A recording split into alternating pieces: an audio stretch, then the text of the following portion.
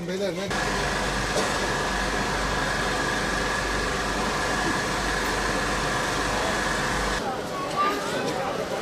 Esra, gayraya bakıyorum.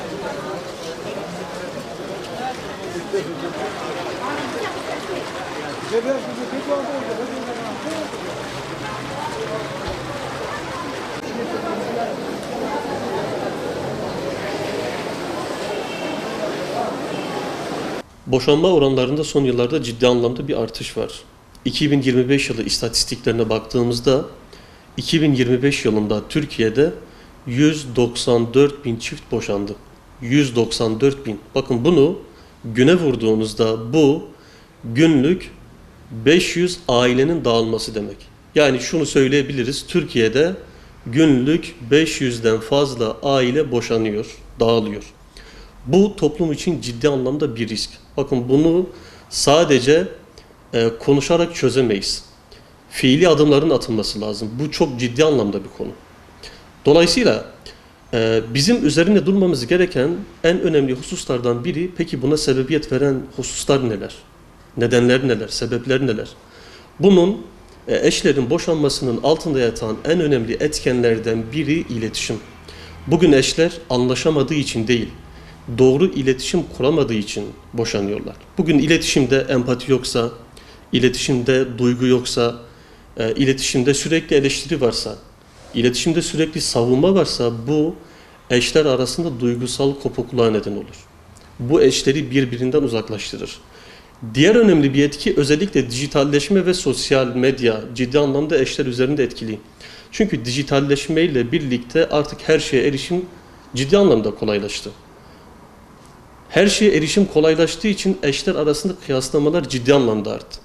Yani hep daha iyisini görüyor, hep eşinden daha iyisini, daha iyisini, daha iyisini, bu daha iyilerin sonu gelmiyor artık. Dolayısıyla bir yerden sonra artık eşini yetersiz görmeye başlıyor.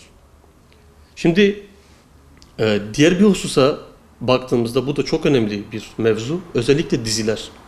Yani bunun üzerinde şu anda Türkiye'nin birinci ana gündemi aslında diziler olmalı. Çünkü diziler çarpık ilişkileri şu anda ciddi anlamda özendirmeye çalışıyor.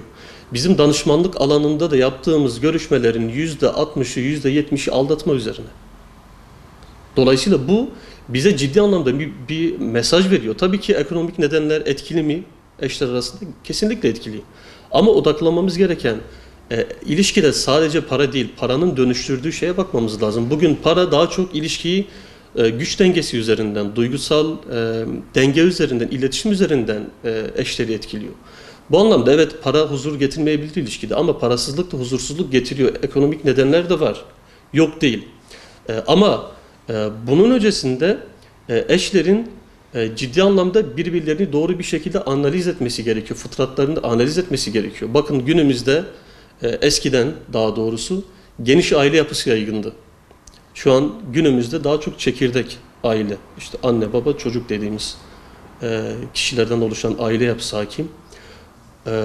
Bununla bazı çevreler yetinmeyip şu anda çocuksuz aileleri özendirmeye çalışıyorlar. Son günlerde yaşanan bir beyaz eşya markasının yaptığı reklam filmi bunun en önemli göstergesi.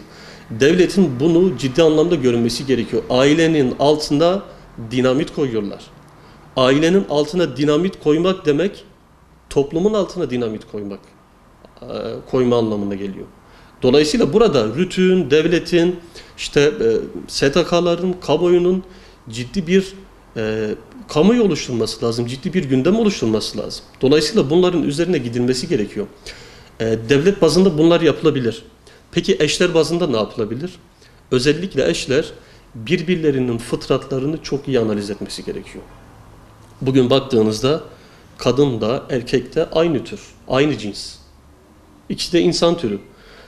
Ama istedikleri şeyler farklı, ihtiyaçları farklı, beklentileri farklı, ilgi duydukları unsurlar farklı. Bunu şu açıdan değerlendirebilirsiniz.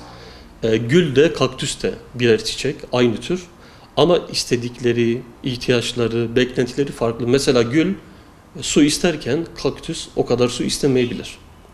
Dolayısıyla siz gülün fıtratına, gülün ihtiyaç duyduğu unsurla yaklaştığınızda, Kaktüsün fıtratına ihtiyaç duyduğu şeyle yaklaştığınızda onu besleyebilirsiniz. Size mesela estetik bir görüntü oluşturabilir, size gül koku verebilir. Aynı şekilde eşler de birbirlerinin fıtratlarını çok iyi analiz etmesi lazım.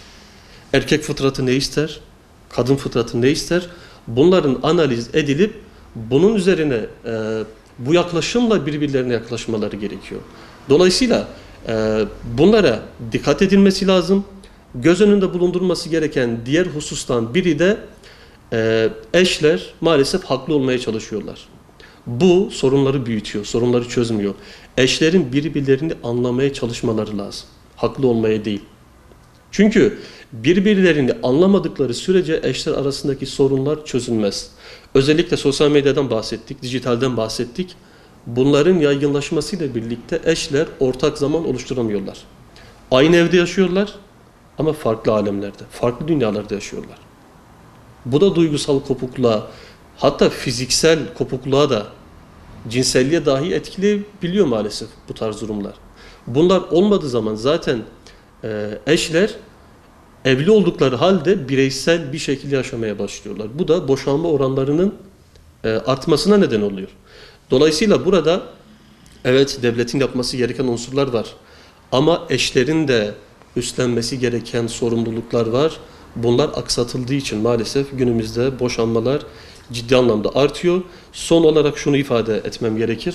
Kesinlikle eşler çözemedikleri bir sorun olduğunda danışabilecekleri biri varsa aile büyüğü olur, yakın bir arkadaş olur, bir komşu olur, güvendiği bir kişi olur.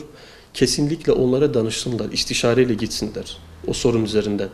Eğer çevrelerinde kimse yoksa bir aile danışmanına en azından başvursunlar ki sorunlarını büyümeden çözebilsinler.